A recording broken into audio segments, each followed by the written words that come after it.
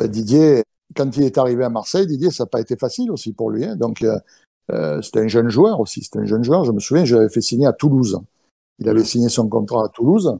Et c'était le jour d'un match de l'équipe de France, d'ailleurs. Donc, il est arrivé jeune à Marseille. Ça n'a pas été facile. Bon, pour s'adapter, on l'a prêté une année à Bordeaux. Il est revenu à Bordeaux, de Bordeaux. Au départ, avec Bernard, peut-être qu'on se disait, est-ce qu'il va rester, pas rester? Lui, il a dit, non, non, je reste, je reste. Il est arrivé, voilà, il est arrivé. Mais pourquoi il est arrivé? Il n'est pas arrivé parce qu'il était meilleur footballeur quand il est arrivé un an avant. Il n'était pas meilleur footballeur, il était pareil. Simplement, il avait le mental. Il avait un mental. À Marseille, il vaut mieux des fois avoir un joueur un peu moins bon avec un mental qu'un très bon joueur sans mental, quoi. Vous voyez ce que je veux dire? Ouais. Si vous n'avez pas de mental à Marseille, vous ne pouvez pas réussir. C'est impossible. Impossible. Voilà. Et, Donc et Didier, c'est un caractère, une personnalité qui lâche jamais rien. Et toute sa vie, toute sa carrière, ça a été, voilà, elle a révélé ce trait de caractère, quoi. Voilà, voilà, il n'avait mais pas justement, j'avais envie un don. de vous poser la question. Comment ça se fait que Didier a on va dire, ce don quand même pour gagner des titres?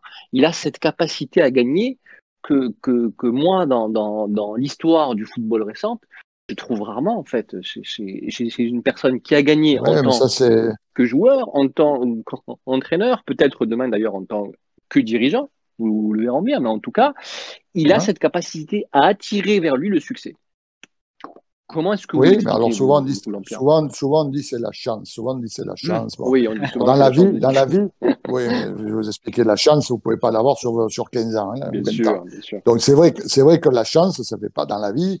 Si vous avez un peu de chance, c'est quand même mieux que si vous en avez pas. Bon. Si vous avez un peu de chance, c'est mieux. Mais il n'y a pas que ça. Je veux dire, après, c'est des personnalités, c'est un homme, voilà, c'est une exception. C'est quelqu'un qui a une personnalité, qui s'est construit une personnalité. C'est des choses innées, quoi. C'est dans les gènes, c'est sa façon d'être, quoi. C'est ça. Voilà, on est tous différents. Mais c'est vrai que lui, il attire vraiment le succès. C'est-à-dire que tout ce qu'il touche, c'est souvent la gagne, quoi. Hein. C'est souvent la gagne.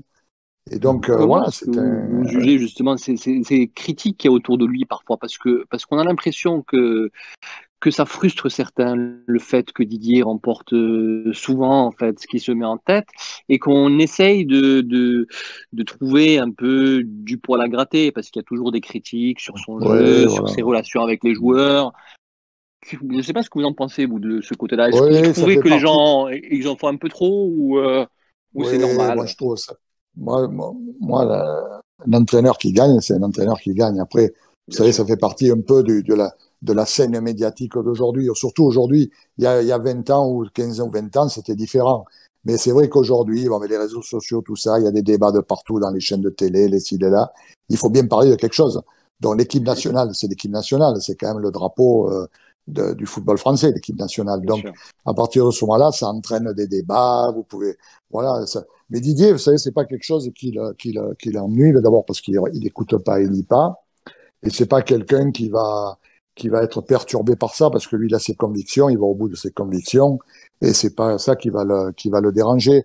Et ça fait partie un peu du folklore, quoi, voilà, du dire, l'équipe est trop défensive, l'équipe qui gagne, vous savez, à Marseille, on préfère, je pense qu'en règle générale, on préfère une équipe qui gagne sans moins bien jouer qu'une équipe qui perd en bien jouant, quoi. Vous voyez, je veux dire. Oui. Voilà, donc, mais les équipes qui ont quand même, je veux dire, Didier, les équipes non plus, il faut pas exagérer en disant que ces équipes jouent mal, quoi, parce que c'est pas vrai du tout, quoi. Hein. C'est pas vrai du tout. Bien Hein. sûr.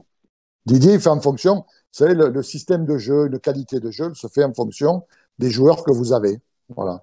Il faut pas, avec les joueurs que vous avez, il faut pas inventer un football particulier, il faut pas inventer un système particulier.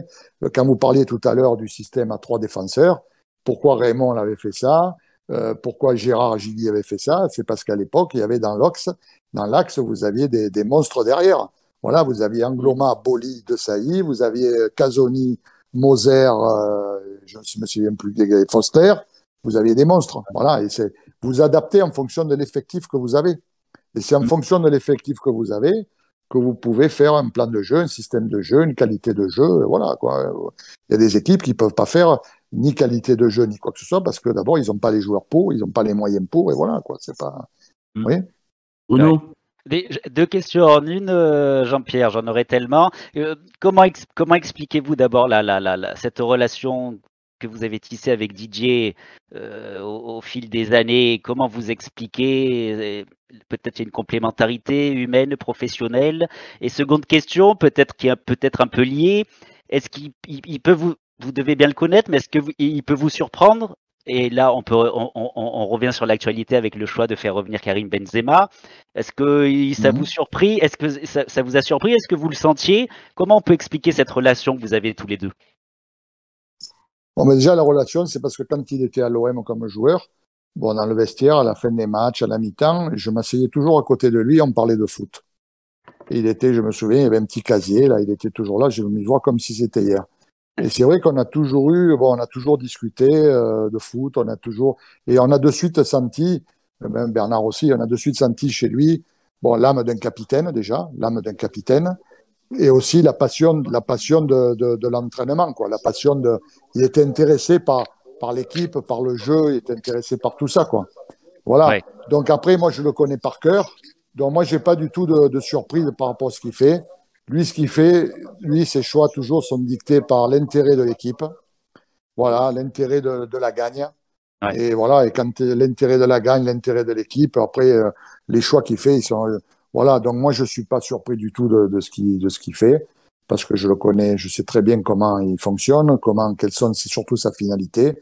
La finalité, parce que c'est un joueur comme ceux de 98 d'ailleurs, ce sont des joueurs qui sont très attachés à l'équipe de France, très, très attachés.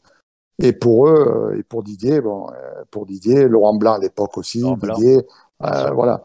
Donc, cette 98, ils sont très attachés. Didier est très attaché à l'équipe de France et lui, ce qui l'intéresse, c'est de gagner. Voilà. Et je sais qu'il va tout faire pour gagner le championnat d'Europe. Voilà, il va tout faire. Parce que, bon, en 2016, il a manqué de peu. Ouais. En 2018, il est champion du monde. Et voilà, donc je pense que voilà, il faut. Didier, lui, c'est un pragmatique. C'est un pragmatique qui fait que il veut faire une équipe pour gagner, pour gagner. Voilà. Après, les choix peuvent toujours être discutés par des gens. Voilà. Ça fait partie aussi des débats qu'on voit. Pourquoi lui, pourquoi pas l'autre, pourquoi. Voilà, c'est des choix. Mais à la fin, il faut qu'il y en ait un qui tranche. Il faut toujours qu'il y ait. Ça, c'est la difficulté de l'entraîneur ou d'un sélectionneur, c'est de faire des choix. Et quand vous faites des choix, vous faites des déçus, des mécontents, des aigris, des jaloux, vous faites de tout, quoi. Ouais. Voilà, mais après, il faut partir avec ses convictions et avec les joueurs avec qui vous avez envie d'être.